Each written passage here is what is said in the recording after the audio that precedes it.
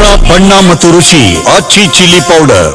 ಗೋವಾ ಪಬ್ನಲ್ಲಿ ಬೆಂಕಿಗೆ 25 ಜನ ಸಜೀವ ದಹನ ಆಗಿರುವಂಥದ್ದು. ಮೃತಪಟ್ಟವರಲ್ಲಿ ಓರ್ವ ಬೆಂಗಳೂರು ಪ್ರವಾಸಿ ಅನ್ನೋದ್ರ ಬಗ್ಗೆ ಮಾಹಿತಿ ಸಿಗ್ತಾ ಇದೆ.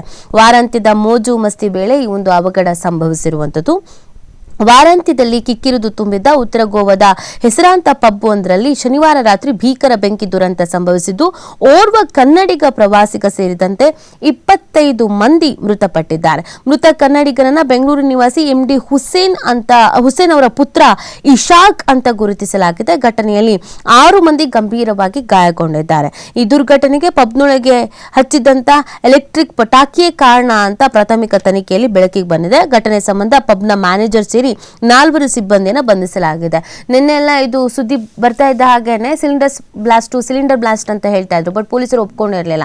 ಇಲ್ಲ, ಸಿಲಿಂಡರ್ ಬ್ಲಾಸ್ಟ್ ಅನ್ನೋದನ್ನ ನಾವು ಈಗಲೇ ಹೇಳಕ್ಕಾಗಲ್ಲ, ತನಿಖೆ ಆಗಬೇಕು ಅಂತ. ಈಗ ಸಿಗ್ತಿರುವಂತಹ ಮಾಹಿತಿಯ ಪ್ರಕಾರ ಏನೋ ಎಲೆಕ್ಟ್ರಿಕ್ ಪಟಾಕಿ ಸಿಡಿಸಿರೋದೇ ಇದಕ್ಕೆ ಕಾರಣ ಅನ್ನೋದನ್ನ ಹೇಳ್ತಾ ಇದ್ದಾರೆ. ಈಗಾಗಲೇ ಈ ಪಬ್ಗೆ ಸಂಬಂಧಪಟ್ಟಂತೆ 4ರನ್ನ ಅರೆಸ್ಟ್ ಮಾಡಿದ್ದಾರೆ. 2 ಮಾಲೀಕರು ಪರಾರಿ ಆಗಿದ್ದಾರೆ ಅನ್ನೋದ್ರ ಬಗ್ಗೆ ಕೂಡ ಮಾಹಿತಿ ಸಿಗ್ತಾ ಇದೆ. ಇನ್ನು ಘಟನೆಗೆ ರಾಷ್ಟ್ರಪತಿ, ಪ್ರಧಾನಿ ಕಂಬನಿ ಮಿಡಿದಿದ್ದಾರೆ. ತನಿಖೆಗೆ ಸಮಿತಿಯನ್ನು ಕೂಡ ರಚನೆ ಮಾಡಲಾಗಿದೆ.